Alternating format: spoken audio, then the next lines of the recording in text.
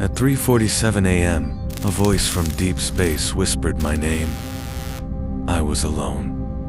Or so I thought. Captain Sarah Chen had been monitoring deep space communications for 12 years. She had heard pulsars, quasars, and the random static of the cosmos, but she had never heard anything like this. It came through at 3:47 a.m. on a Tuesday. Not a signal in the traditional sense, no pattern, no repetition, no mathematical sequence, just a sound that made her blood run cold. A whisper. Sarah, her name, spoken in a voice that seemed to come from everywhere and nowhere at once. A voice that existed in the space between frequencies, in the silence between radio waves. She pulled off her headphones, hands shaking. The room was empty. The base was silent, except for the hum of equipment. She was alone, as she had been for the past 6 months. On this remote listening station, orbiting Neptune. Computer malfunction, she muttered, checking the systems. Everything normal. She ran diagnostics. No errors. No interference. Nothing that could explain what she had just heard. She put the headphones back on. Silence.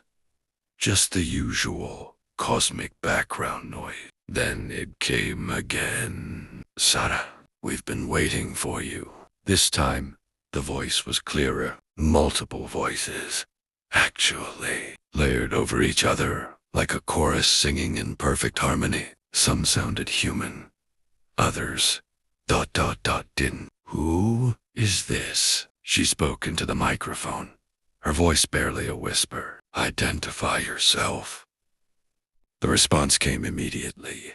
We are the ones who came before. We are the consciousness that remains when flesh dies and stars burn out. We are what waits in the spaces between. We are the watchers in the dark. Sarah's training kicked in. Protocol demanded she report any unusual signals immediately, but something stopped her. Curiosity.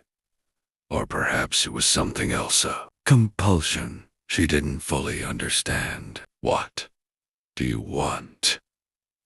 To show you what we've seen, to share what we know, to make you understand that you are not alone. You have never been alone. The headphones went silent. Then Sarah's vision blurred. She was no longer in the station. She was floating in deep space, surrounded by absolute darkness. But this wasn't the darkness of empty space.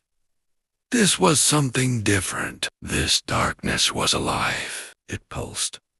It breathed. It felt. It felt, and it was showing her its memories. She saw Earth from orbit, but not the Earth she knew. This was Earth 3 billion years ago, when life was just beginning to crawl from the oceans, and watching from the darkness of space was something ancient, something that had been there long before humans, long before dinosaurs, long before anything recognizable as life. To watchers, they showed her more civilizations that had risen and fallen on distant worlds, species that had achieved spaceflight only to destroy themselves in nuclear fire or biological warfare or AI singularities gone wrong, worlds that had been beautiful, teeming with life, now silent and dead, and through it, oh, the watchers had been there, observing, recording, remembering. Why? Sarah asked into the void. Why? Just watch. Why not help? Why not intervene? The answer came as pure understanding, downloaded directly into her consciousness. The watchers were not physical beings. They had once been, billions of years ago, but they had transcended flesh and matter. They had become pure consciousness, existing in the quantum foam of reality itself. They could observe, but they could not act. They They could know, but they could not. They were prisoners of their own evolution, aware of everything, capable of nothing except one thing. They could merge. Sarah felt something reaching for her mind. Not invasive, not forcing, inviting, offering a chance to join them, to become part of something vast and eternal, to never die, never fade, never be forgotten. All she had to do was say yes. Pulled herself back to reality, gasping. She was in her chair, headphones askew, her stitches alarms blaring. 20 minutes had passed, though it felt like mere seconds. Her hands flew across the controls, silencing the alarms. Her heart hammered in her chest. What had just happened? Hallucination, psychotic break, oxygen deprivation. But she knew better. It had been real. The Watchers were real. Over the following days, they came to her every night, always at 3:47 a.m., always with the same invitation, always showing her more of what they had witnessed across the eons of cosmic history. She learned that consciousness was rare in the universe, not just intelligent life that was common enough, but true self-awareness, the kind that could contemplate its own existence, that could create art and philosophy and wonder about the stars, that was precious, that was worth preserving. The Watchers had been collecting such consciousnesses for billions of years. Every sentient being that had ever lived and died, if the Watchers were present, became part of them. Their thoughts, their memories, their entire subjective experience preserved forever in a vast collective consciousness. It was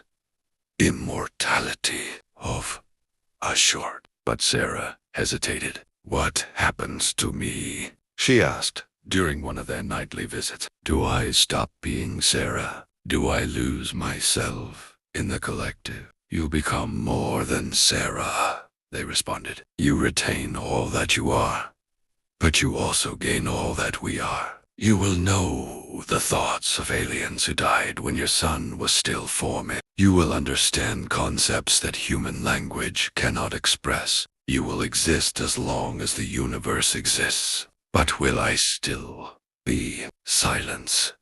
Then, that is a question only you can answer. After you join us." Sarah made her decision on day 7. She would refuse.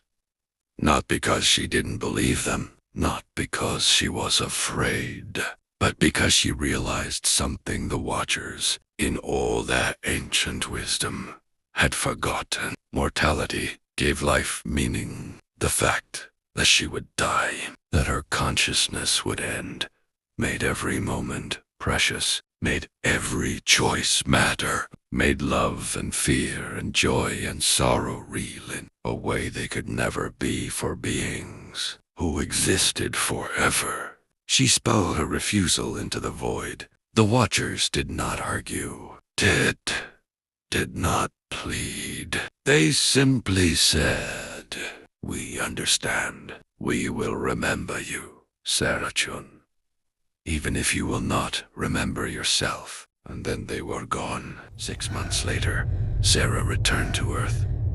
She filed her report, omitting the parts about the Watchers. She knew no one would believe her. She barely believed it herself. Now, in the harsh light of day, surrounded by people and noise and normalcy. But sometimes, late at night, she would look up at the stars and feel them watching. The ancient consciousness that drifted through the cosmos, collecting minds like children, collecting shells on a beach. She wondered if she had made the right choice. Then one night, her phone rang. Unknown number. "Hello, Sarah Chen." The voice was human, male, with a slight accent she couldn't place. "Jace, my name is Dr. Marcus Webb. I'm calling because I had an experience 6 months ago. On the Mars research station, something contacted me. Called themselves the Watchers, or Ferret. Something I couldn't accept. Sarah's blood ran cold. You heard them, too. Yes, and I've been searching for others. You're the seventh person I've found. There are more of us, Sarah. People the Watchers have contacted. People who said no. Why are you telling me this? Because I think they're preparing for something. They've been contacting humans more frequently over the past year. Dozens, maybe hundreds, all given the same choice. Most refuse, like us, but some accept. Yes. And those people, they're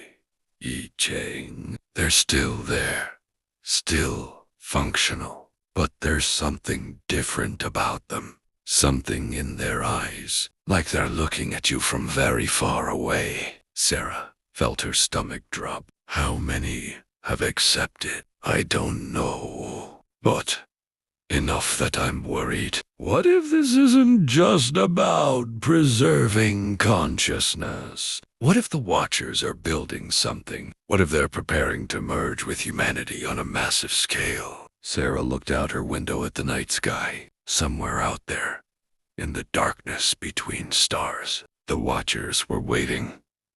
Patient.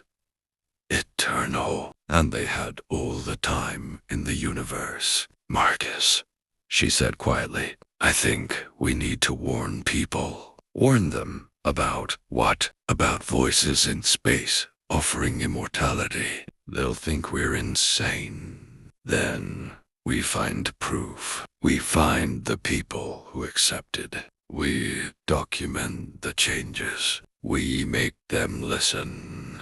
And if we can't... Sarah was quiet for a long moment. Then we hope the Watchers are telling the truth about what they are. Because if they're not, if there's something else entirely, then we've already lost. She hung up the phone and stared at the stars. In the darkness between them, she imagined she could see eyes watching back. The Watchers were patient, but their patience was not infinite.